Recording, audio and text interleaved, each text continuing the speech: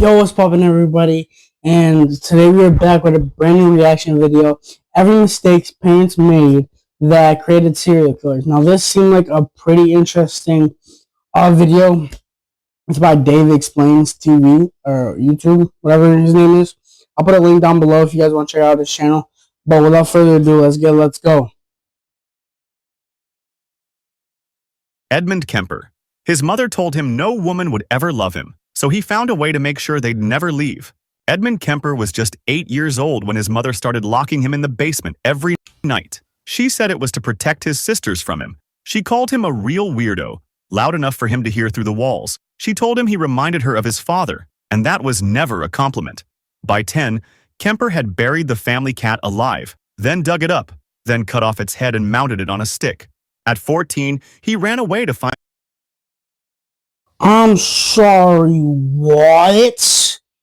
He buried the family cat and then put it in... My guy, you are strange. You is weird. Weird. That is weird. What? His father. But his father had remarried and didn't want him. They shipped him off to live with his grandparents on a remote California ranch. His grandmother treated him the same way his mother had. Constant criticism and constant control. On August 27, 1964, 15-year-old Edmund Kemper shot his grandmother in the head with a rifle. When his grandfather came home, he shot him too. When police asked why, Kemper said he wanted to see what it felt like to kill Grandma, and he killed Grandpa so he wouldn't have to find out. Kemper spent 5 years in a psychiatric hospital. Doctors said he was rehabilitated. 5 years? He need more than 5 years. I mean, my boy literally shot his grandma with a shotty. Like, bro does not need 5 years in a psychiatric. He need life. He need death. Death. What? They released him into his mother's care. The argument started immediately. Screaming matches so loud the neighbors called police. His mother told him he was worthless, that college girls would never look at him twice, that he disgusted her. Between 1972 and 1973, Kemper picked up 6 young female hitchhikers. He killed them all. But these weren't random victims. They were college students, the same women his mother worked with at UC Santa Cruz, the same women she said would never want him. After killing one victim, Kemper buried her head in his mother's garden, facing her bedroom window. She always wanted people to look up to her, he said. On April 20th, 1973, Kemper finally did what he'd been building toward his whole life. He killed his mother with a hammer while she was sleeping. He decapitated her and used her head as a dartboard. Then he called the police and turned himself in. The killings were over. He'd destroyed the thing that created him. Jeffrey Dahmer. When Jeffrey Dahmer was 18, both his parents left.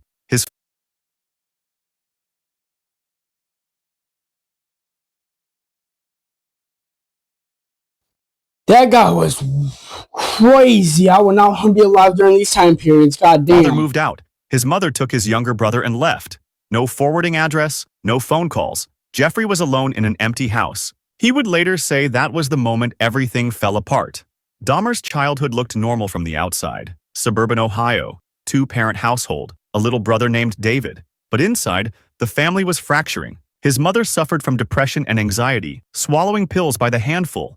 His father buried himself in work, chasing a PhD in chemistry while his marriage collapsed. The two fought constantly, screaming matches that echoed through the walls. No one noticed their older son slipping away. By age 10, Jeffrey had started collecting roadkill. He'd strip the flesh from dead animals and keep the bones. His father thought it was scientific curiosity. He even taught Jeffrey how to bleach and preserve the skeletons. He never asked why his son spent hours alone in a backyard hut, surrounded by jars of formaldehyde and tiny skulls. By 14, Jeffrey was drinking whiskey before school. Teachers noticed. His grades dropped, but no one intervened. By the time his parents divorced, Jeffrey had already learned the lesson that would define his life. People leave. Everyone leaves, and there's nothing you can do to make them stay, unless you make sure they can't. Between 1978 and 1991, Dahmer killed 17 young men. He drugged them, strangled them, and kept their bodies for as long as he could. He posed... Yeah, we already know about Jeffrey Dahmer, but some of these things I had no idea. He started drinking whiskey at 14. Nah, my parents would kill me if I started drinking whiskey. Photographed them, slept beside them. He later told investigators he wasn't trying to hurt anyone. He just didn't want to be alone. The only way I could keep them with me, he said, was if they couldn't leave. Dahmer was beaten to death in prison in 1994. He was 34 years old. His parents had spent years fighting over who was responsible for what their son became. In the end, they both abandoned him, and he never stopped trying to fill that emptiness. John Wayne Gacy.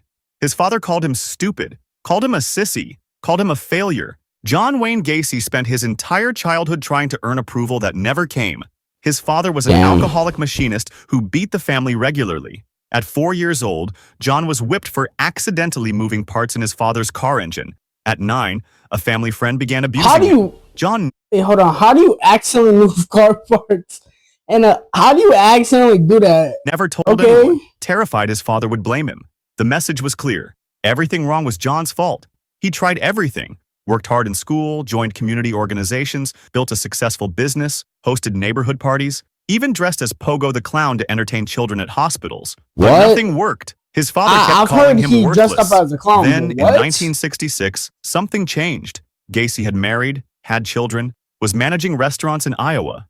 His parents came to visit, and for the first time in his life, his father shook his hand and said, "Son, I was wrong about you." 3 years later, his father was dead. When Gacy heard the news in prison, where he was serving time for sexually assaulting a teenage employee, he collapsed to the floor. His request to attend the funeral was even denied.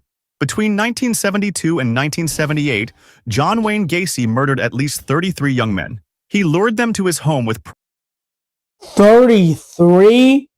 God damn, that was a lot of young men. That was a lot of construction jobs, handcuffed them with a magic trick, assaulted and tortured them for hours, strangled them slowly with a rope tourniquet he called the rope trick. Then he buried them in the crawl space beneath his house. 26 bodies were stacked in trenches he dug himself. When police finally searched his property, the stench of decay had been seeping through heating vents for years. Gacy showed no remorse. At trial, he joked about his victims. He blamed an alter ego named Jack, said the dead were just male prostitutes and liars. He was executed in 1994. His father never lived to see what his son became, but every victim buried under that house was someone's child too, killed by a man still trying to prove he wasn't worthless. Albert Fish. His mother couldn't afford him, so she gave him away. Albert Fish was 5 years old when his father died of a heart attack. His mother, unable to support her children alone, made a decision that would echo through history. She placed young Albert in St. John's Orphanage in Washington, D.C. She thought she was saving him. Instead, she was creating a monster. The orphanage was a house of horrors. Teachers beat the children constantly, whipped them until they bled, and forced the others to watch. It was meant as discipline. For Albert, it became something else entirely. He discovered he liked it. The beatings triggered excitement. He liked it? Yo, what is his freaky on? What is he freaky about? What? He like getting beat? The boys suffer excited him. Pain and pleasure fused together in his developing mind, wiring connections that should never have existed. By the time his mother finally retrieved him 5 years later, the damage was permanent. Fish spent the rest of his life chasing that feeling. As an adult, he embedded needles into his own groin. 29 were found lodged in his pelvis when doctors finally x-rayed him. He beat himself with a nail-studded paddle. He soaked cotton in lighter fluid, inserted it into his body, and set it on fire. But his own pain wasn't enough. He needed to hear children scream.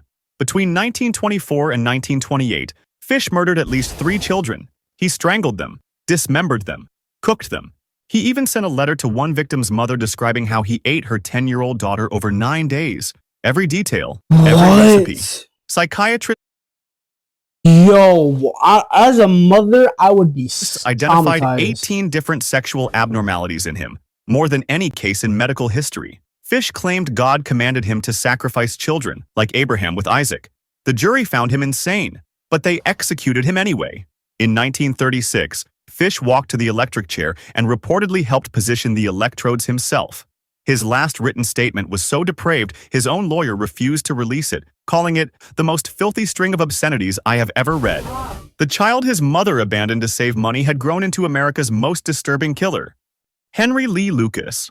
His mother dressed him as a girl, then she sold him. Henry Lee Lucas was born in 1936 in a one-room dirt floor cabin in Virginia. His mother, Viola, sold herself to strangers and made her son witness things no child should ever see. If he looked away, she beat him. If he cried, she beat him harder. But the watching wasn't the worst part. Viola dressed young Henry in girls' clothes, with dresses and long hair. She paraded him through town like that for years. But why? Because in this way she could sell him to her clients, to men, to women, to anyone What? She would sell her own son? Why? willing to pay. His father was a legless alcoholic who sold pencils on the street.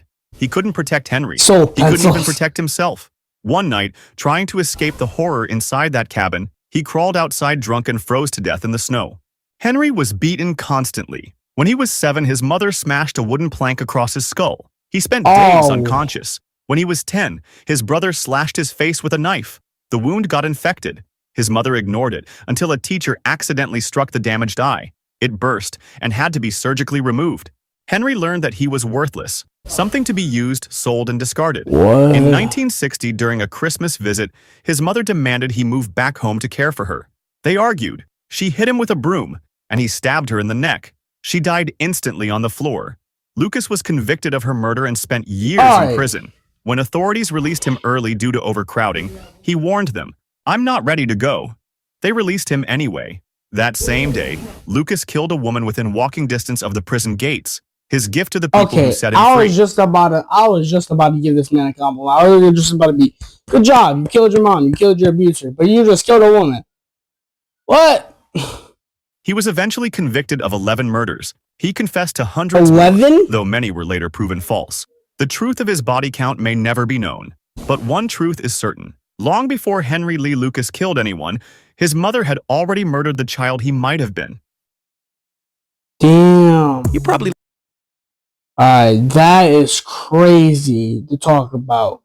But if you guys like this video, you guys want to see more history videos or anything like this, let me know down in the comments below. But I love you guys so much. And anyways, peace out. Bye.